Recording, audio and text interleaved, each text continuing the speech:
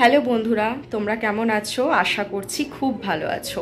Priyanka's art view চ্যানেলে তোমাদের সকলকে স্বাগত জানাই। নেক্সট ভিডিও যেটা নিয়ে আমি চলে এসেছি আবার, সেটা হচ্ছে কার্ভ লাইন অ্যান্ড তার সাথে সার্কেল কি করে আমরা আঁকবো, অ্যান্ড যে ভুলগুলো আমরা করে থাকি সেই ভুলগুলো যাতে নেক্সট আমরা না করি তার জন্য একটা ভিডিও নিয়ে আমি চলে এসেছি।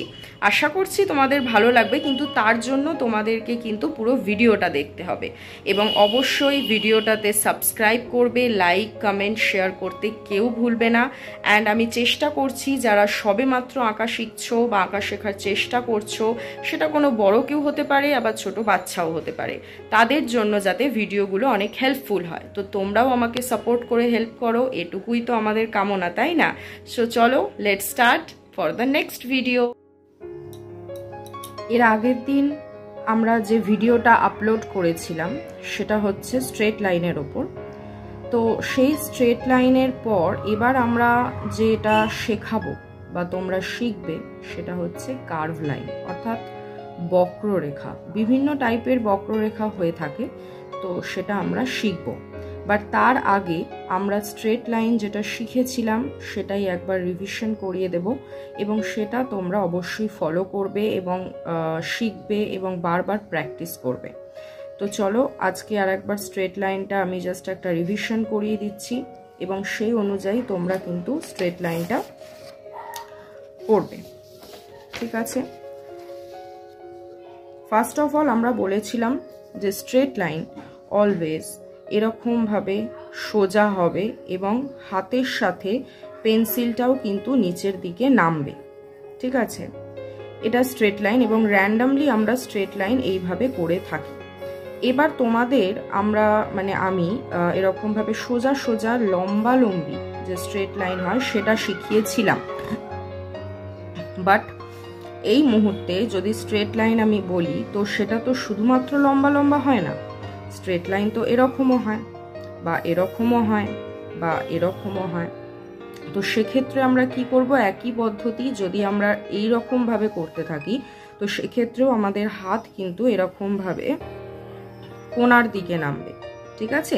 এবং যদি স্ট্রেট লাইনটা আমি এই দিক থেকে টানি, তাহলেও সেক্ষেত্রে হাত এবং পেন্সিল সমেত এইভাবে কোণার দিকে নামবে। এটা আমি বলেছিলাম।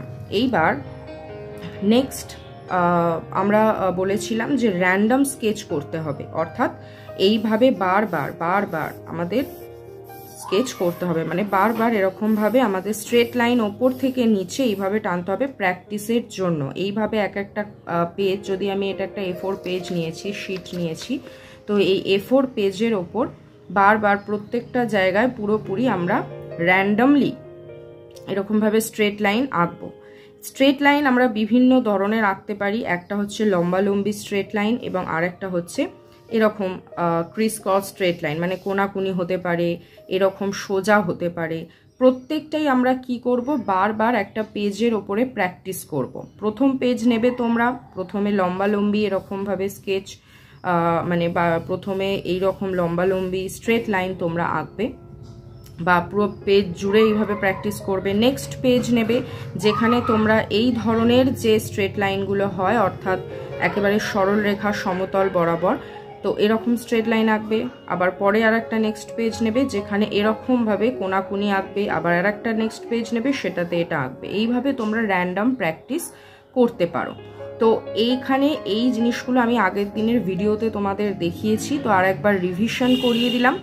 আর একটা বিষয় তোমরা দেখবে যে আমি কিছু ভুল ধরিয়েছিলাম, যে ভুলগুলো বাচ্চারা করে থাকে। তো সেই ভুলগুলো কি করিয়েছিলাম আমি, সেটা হচ্ছে আমরা একটু একটু করে এইটুকু মানে জাস্ট ছোট ছোট পোর্শনে, অনেকে আছে দেখি এরকমভাবে স্ট্রেট লাইন আঁকতো, বা আমি যদি বলি এরকমভাবে, তো একটু একটু করে স্ট্রেট লাইন আঁকছে, ঠিক এইভাবে, অর্থাৎ ছোট ছোট পোর্শন করে। এটা চলবে না, এটা বলেছিলাম ফার্স্ট অপশন। সেকেন্ড থিং কি বলেছিলাম, সেকেন্ড বলেছিলাম আমরা হাতটাকে এক জায়গায় স্টিফ করব না, এইভাবে রেখে সোজা নামাবো না, আমরা সোজা নামাবো না, এই ভুলটাও ধরিয়ে দিয়েছিলাম। আরেকটা জিনিস বলেছিলাম, হাতকে পুরো উঠিয়ে, পেন্সিলটাকে উঠিয়ে আমরা এইভাবে করতে চেষ্টা করি, ঠিক আছে? সেটাও আমরা করব না।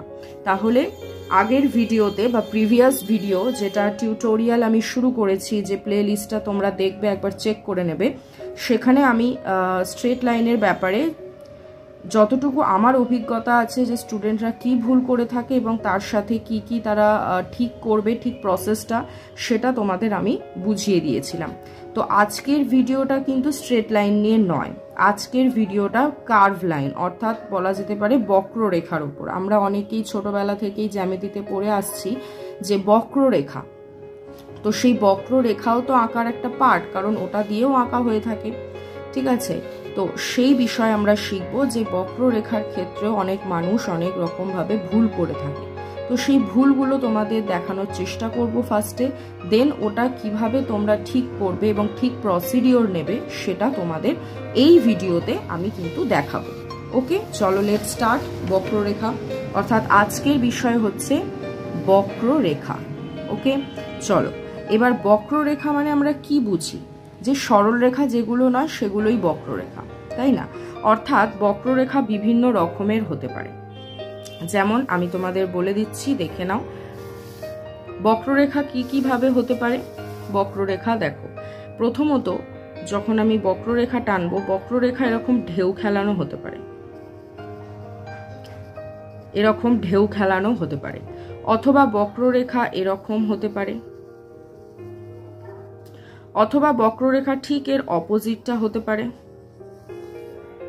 বা বক্ররেখা হতে পারে এরকম,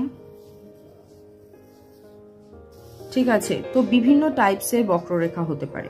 এবার আমরা এটাও জানি যে আমরা যে ওভাল অর্থাৎ বৃত্ত এঁকে থাকি, মানে গোলক যেটাকে আমরা বলবো, বা ডিম্বাকৃতি বলবো, ডিম্বাকৃতি মানে ডিমের মতো শেপ, বা আমরা বলতে পারি যে অর্ধেক গোলক বা অর্ধেক বৃত্ত যেটাকে আমরা বলি, যেগুলো আমরা জ্যামিতিতে পড়ে থাকি। যেমন এটা আমরা একটা ফুটবলের উদাহরণ নিতে পারি, এটা ডিমের, এবং এটাকে আমরা কি বলতে পারি, এটাকে আমরা চাঁদার সাথে তুলনা করতে পারি। তো এইগুলো এক একটা বক্ররেখা দ্বারা আবদ্ধ শেপ, অর্থাৎ এটা তো একটা বক্ররেখা, এটা তো কোনো সরল রেখা নয়, তো তার দ্বারা আবদ্ধ একটা আকৃতি বা শেপ, তিনটেই, ঠিক আছে। তো এই রকম বক্ররেখা আমরা এঁকে থাকি। এছাড়া আঁকা যেরকম যেখানে যেভাবে হবে সেইখানে সেইভাবে বক্ররেখা অ্যাপ্লাই করতে হয়, এবং এই বক্ররেখাগুলো এতটাই ইম্পর্ট্যান্ট কেননা আমরা যে কোনো আঁকার রোবটের মতো ওরকম সোজা আঁকতে পারি না। ধরো একটা আমি এক্সাম্পল দিয়ে বোঝানোর চেষ্টা করি। ধরো একটা সাপোজ একটা বাড়ি আঁকছি, আমরা যেরকম ছোটবেলায় শিখেছি একটা স্ট্রেট লাইন, আবার একটা স্ট্রেট লাইন, এটা কিন্তু পুরোটাই স্ট্রেট লাইন দিয়ে আমরা বক্ররেখাটা আঁকছি। দেখো এক একটা করে স্ট্রেট লাইন আঁকছি, তাই না? এরকমভাবে স্ট্রেট লাইন এঁকে আমরা একটা বাড়ি করছি, ওকে। বাট সব জায়গায় তো এইভাবে স্ট্রেট লাইন দিয়ে হয় না। অনেক বাড়িতে, আমরা গ্রামের বাড়ি তো এরকম সব জায়গায় দেখি না, কিছু জায়গায় আমরা এরকম দেখি, অর্থাৎ কার্ভ লাইন, সোজা লাইন নয়, ঠিক আছে। এ দেখো সোজা লাইন কিন্তু আমি টানছি না, অর্থাৎ স্ট্রেট লাইন আমি টানছি না, আমি বক্ররেখা টানছি। এটা এরকম ভাবে বক্ররেখার মতো হবে। আমরা এই ধরনের ঘরও দেখতে পাই। তো এটা যেমন স্ট্রেট লাইন দিয়েই তৈরি, এটা পুরোটা স্ট্রেট লাইন দিয়েই তৈরি, বিভিন্ন ধরনের স্ট্রেট লাইন রয়েছে, কিন্তু এখানে কি সবকটা স্ট্রেট লাইন না।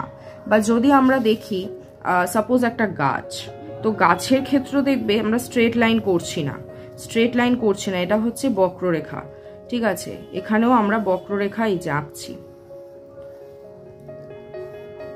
তো এখানেও আমরা বক্ররেখা অ্যাপ্লাই করছি।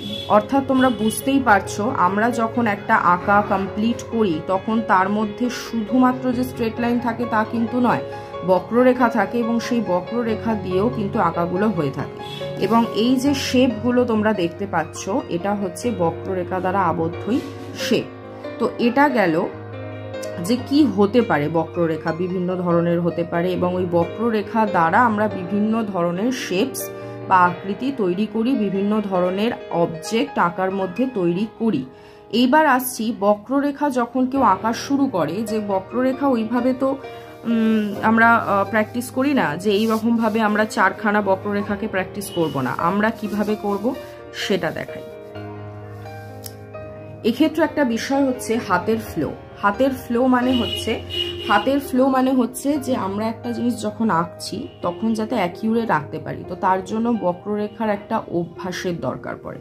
যেমন এটা হচ্ছে সরলরেখার দ্বারা বাড়ি, তেমনি এটা হচ্ছে বক্ররেখার দ্বারা বাড়ি, এটা হচ্ছে বক্ররেখার দ্বারা গাছ। এই দিয়ে তোমাদের আমি বোঝানোর চেষ্টা করলাম যে একটা আঁকার মধ্যে স্ট্রেট লাইন শুধু থাকে না, বক্ররেখাও থাকে, এবং সেই বক্ররেখা দ্বারা আবদ্ধ হয়ে কিছু শেপস, আকৃতি, অবজেক্ট, কিছু শেপস বা কিছু আকৃতি বা কিছু অবজেক্ট এগুলো তৈরি হয়ে থাকে। এটা আমরা বুঝতে পারলাম। এইবার কিন্তু প্র্যাকটিসটা করব কি করে, তার আগে আমি কিছু জিনিস বলবো, ভুল, যে ভুলটা আমরা করে থাকি। ধরো সাপোজ তোমাদেরকে বলা হলো যে একটা সার্কেল মানে একটা বৃত্ত আঁক। তো বৃত্ত আঁকতে গেলে আমরা কি করব? এইভাবে একটা বৃত্তকে আঁকবো বা একটা গোলককে আঁকবো। তো এটা তো একদিনে গোল হয়ে যাবে না। একদিনে আমি একটা গোল প্র্যাকটিস করলাম, তাতে কিন্তু এই গোল ব্যাপারটা আসেনি, আমি এক টানে এঁকে ফেললাম, সেটা তো আসেনি, নিশ্চয়ই কিছুভাবে এসেছে। তো বেসিক্যালি আমি দুটো প্র্যাকটিস আজকে তোমাদের জানাবো বক্ররেখার, যেটা আমাদের হাতের ফ্লোকে তৈরি করবে। একটা গোলক বা একটা বৃত্তকে আঁকতে গেলে যে ফ্লোটা দরকার পড়ে, সেই ফ্লোটা আমি তোমাদের শেখাবো। এই রকম বৃত্ত যখন আঁকা প্র্যাকটিস করব, একটা একটা করে বৃত্ত আমরা আঁকি। মানে ধরো তুমি প্র্যাকটিস করবে, ভাববে যে এইভাবে আমরা একটা গোলক আঁকবো, আবার পাশে আর একটা বৃত্ত আঁকবো না। এক্ষেত্রে আমরা কি করব? আমরা প্রথমে ভুল করব। এবার তোমরা বলবে ভুল করব মানে? ভুল করার অর্থ হচ্ছে আমরা প্রথমে যখন একটা বাচ্চা যখন গোলক আঁকে তখন তারা কি ভুলটা করে আগে বলে দিই, তারপর আমি গোলক প্র্যাকটিসটা করাবো। যখন আমি তাদের বলি যে এরকম একটা বৃত্ত বা সার্কেল আঁকো, এটাকে সার্কেল বলে ইংরেজিতে, তো এই সার্কেলটা আঁকতে গিয়ে ওরা কি করে, বাচ্চারা কি করে, এইখানে এরম টানলো, সেই একটু একটু পোর্শন করে দেখতেই পাচ্ছে।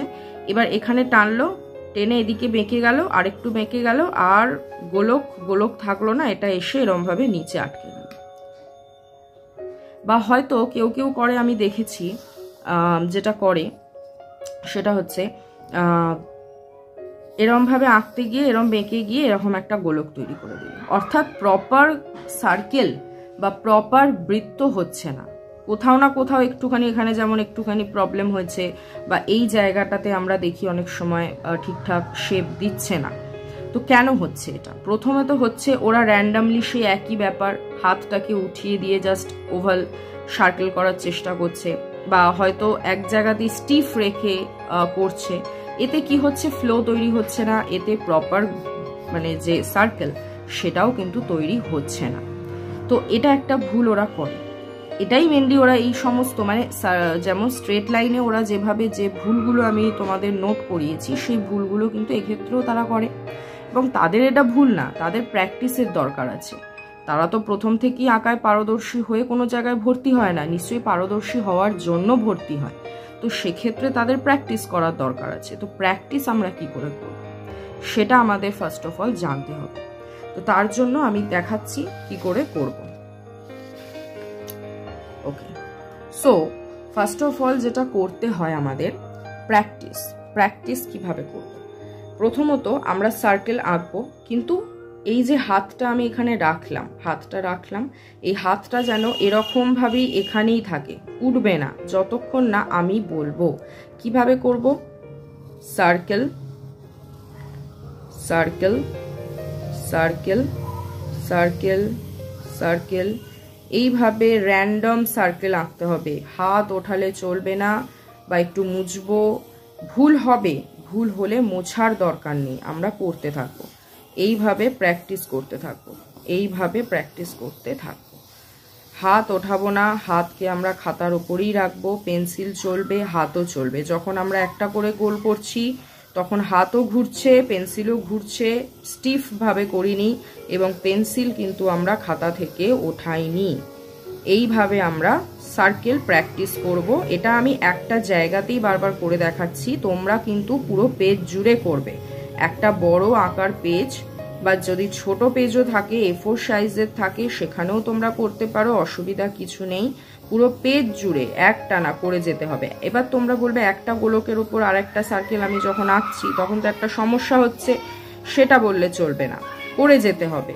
এতে তোমার এটা তো অ্যাকচুয়ালি কোনো আঁকা নয়, এটা প্র্যাকটিস, এটা হচ্ছে র্যান্ডম প্র্যাকটিস করছি।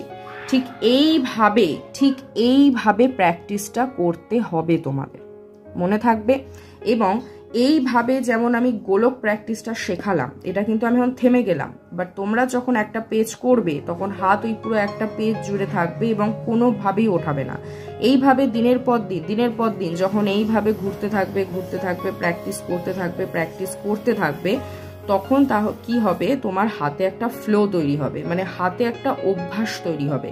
হাতের মধ্যে একটা, যেমন আমরা ছোটবেলায় লেখা শিখি, মা লেখা শেখাচ্ছে অ আ হ্রস্ব ই দীর্ঘ ই যাই বলো, সেটা প্রথমে ভুল হয়, বারবার প্র্যাকটিস করতে অ আটা কি আমরা সেটা জেনে যাই। ঠিক সেইভাবে আমাদের হাত বুঝে যায় যে একটা ওভাল শেপ কিরকম হবে, একটা গোল কিভাবে হবে, একটা সার্কেল কিভাবে হবে। এই প্র্যাকটিসের মাধ্যমেই হয়। এবং এই প্র্যাকটিস এই 2 সেকেন্ড 3 সেকেন্ড করলে হবে না, পুরো পেজ জুড়ে যদি পারা যায় 4-5টা পেজ একসাথে নিয়ে করতে হবে, বা এই পেজটারই পেছন দিকেও তোমরা করতে পারো।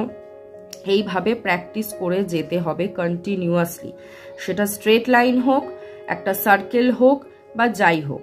আজকে আমি আপাতত যেটা ভাবছি যে সার্কেল প্র্যাকটিস করাটাই তোমাদের একবার ভালো করে দেখিয়ে দেব। তারপর নেক্সট ভিডিওতে আমরা বক্ররেখারই অন্য পার্ট ধরে সেটা কি করে প্র্যাকটিস করতে হবে সেটা আমি বোঝাবো। চলো আমার সাথে প্র্যাকটিস করার জন্য তোমরা রেডি। নেক্সট একটা পেজ নেবে এবং সেই পেজের মধ্যে তোমরা আঁকবে। নেক্সট একটা শিট পেজ নেবে, পেন্সিল নেবে, রাবার নেবে আগের মতোই, ঠিক আছে, এবং সেখানে তোমরা আঁকবে। এবার দেখো আমি কি করে শেখাচ্ছি, যে circle practice. Okay, let's start. একটা হাত কিন্তু ওঠাবে না, পেন্সিল ঘুরবে, হাত ঘুরবে, ঠিক আছে। এইভাবে একটা সার্কেল করবে। এটা আমি আস্তে আস্তে দেখাচ্ছি যাতে তোমরা বুঝতে পারো যে কি করে সার্কেলটা হচ্ছে, কিন্তু আস্তে আস্তে করলে হবে না। প্রথম যদিও বা আস্তে আস্তে করতে পারো, এরপরে কিন্তু এটার স্পিডটা বাড়াতে হবে। স্পিড বাড়ালে কি হবে, তাতে আমাদের হাতে একটা ফ্লো তৈরি হবে। এ দেখো একটা একটা করে সার্কেল, একটার উপরে আর একটা ওভারল্যাপ হচ্ছে, কিন্তু তোমাদের এইভাবেই প্র্যাকটিস করে যেতে হবে, এইভাবেই প্র্যাকটিস করে যেতে হবে,